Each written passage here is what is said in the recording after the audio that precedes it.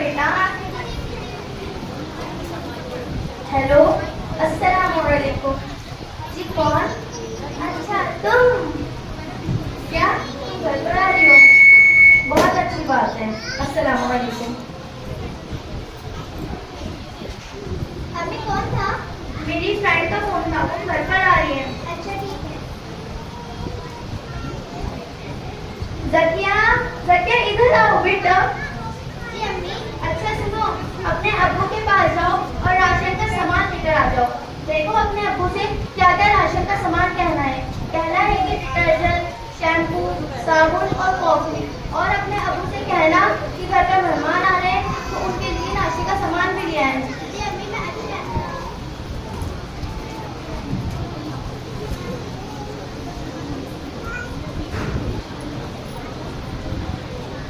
फातिमा, घर पर मेहमान आ रहे हैं।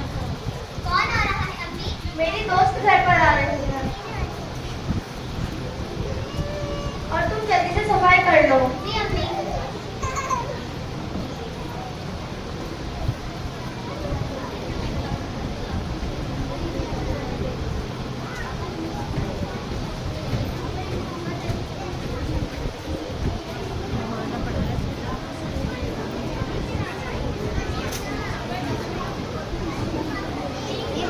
फातिमा देखो जरा गेट पर कौन है।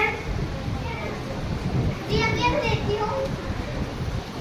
अस्सलाम वालेकुम। वालेकुम अस्सलाम। आइए आइए बैठिए।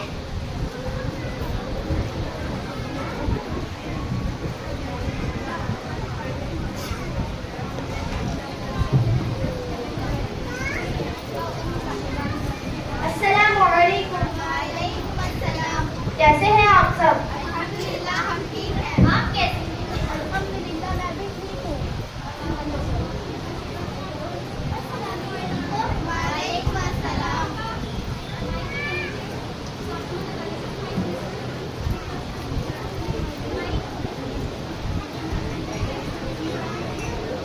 अम्मी आपने क्या सामान मंगवाया है? फातिमा तुम वो सब छोड़ो और जल्दी से नाश्ते का सामान लगाओ।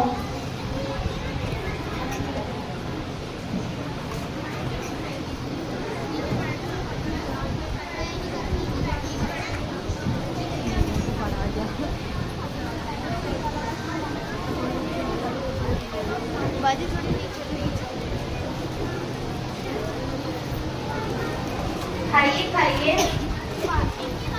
फातिमा जो तुम भी खाओ। नहीं मैं ये सामान नहीं खा सकती। फातिमा तुम क्यों नहीं खा सकती हो?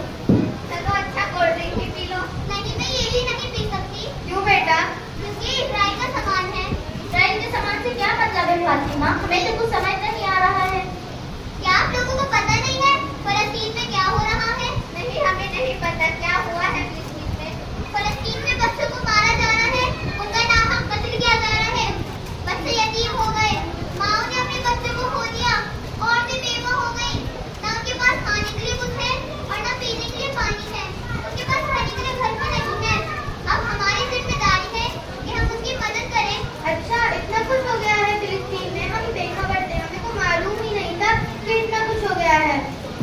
हम तो घर के कामों में इतना मसरूफ रहते हैं, हमें मालूम ही नहीं कि कहाँ पर क्या क्या हो रहा है। अभी हम उनकी मदद कैसे कर सकते हैं? अच्छा सवाल है सकिया। हम उनके लिए दुआएं कर सकते हैं और इजराइल के सामान का बाइकआउट कर सकते हैं। अभी ये बाइकआउट का क्या मतलब है? बाइकआउट का मतलब है इजराइल का सामान ना खरीदना। अगर आप इजराइल का सामान खरीदते हैं, जो हम इजराइल वाले दुकान पर पैसे देते हैं, उन्हीं पैसों से वो पैसे इजराइल वालों के पास जाते हैं और उन्हीं पैसों से इजराइल वाले बम मिसाइल खरीदकर फलस्तीन पर बरसाते हैं। अब तो सामान आ ही गया है, बिकेगा थोड़ी, अगली बार से रहने देंगे। और तुमने हमें तो समझा दिया, लेकिन उन लोगों को कौन समझाएगा? ये जिम्मेदारी अब आप लोगों की है। मैंने आप लोगों को समझाया, आप लोग अपने रिश्तेदारों को, अपने पड़ोसियों को, अपने आसपास के लोगों को और अपने दोस्तों को समझाएं और उनसे इजराइल के सामान का बाइकआउट करवाएं। अगर हम उनको समझाएं और वो हमारी बात ना माने तो हम क्या करें? अगर आप लोग उन्हें समझाएं और आप लोगों की बात को ना माने तो आप लोग उन्हें आखिरत की याद दिलाएं। ये जैसे हज़रत इब्राहिम अलैहिस्सलाम को आग में गिराया जा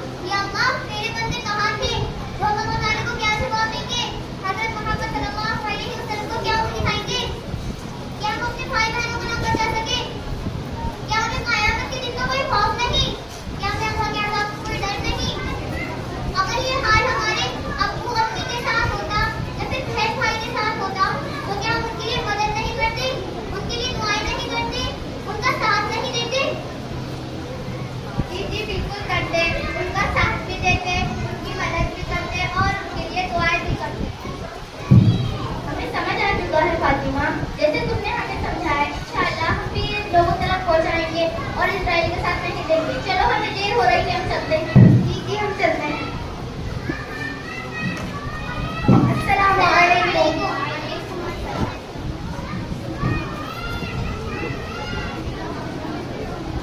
फातिमा आओ मेरे साथ थोड़ा काम कराओ। जी अम्मी।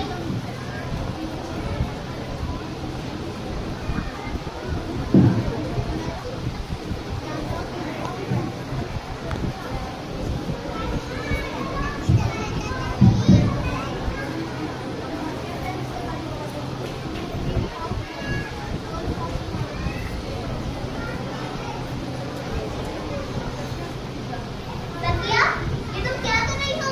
मैंने तुम्हें अभी समझाया कि तुम्हें समझ नहीं आया। आगे मेरा मन कर रहा था। क्या हुआ, इतना शोर क्यों मचा रहे हो तुम सब? अम्मी देखी, मैंने अभी इसे समझाया था। ये फिर से इसराइल का सामान ले आई। कोई बात नहीं, बच्ची है, 10-5 रुपए का सामान ले आई तो उसे खाने दो। अम्मी बात बच्चे की नहीं है और ना ही बात पैसों की है। बात है इसराइल के सामान की। अगर हम 1 रुपए का भी इसराइल का सामान खरीदते हैं तो हम इसराइली वालों में शामिल हो जाते हैं और कयामत के दिन अल्लाह ताला हमें सीधे जहन्नम में डाल देंगे। क्या ऐसा करने से ऐसा होगा कयामत के दिन? ज़किया, जाओ तुम इस सामान को वापस लेकर आ जाओ और उनसे कहना कि ये सामान इसराइल का है, ना ही आप इसे बेचें और ना ही आप इसे लें। जी अम्मी, मैं अभी जाती हूँ।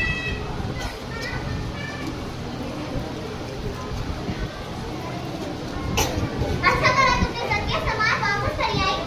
फातिमा, हमें पता कैसे चलेगा कि कौन सा सामान इसराइल का है और कौन सा सामान इंडिया का? अम्मी अब तो बहुत कुछ चल रहे हैं पता लगाने के लिए। फोन पे हम पता लगा सकते हैं।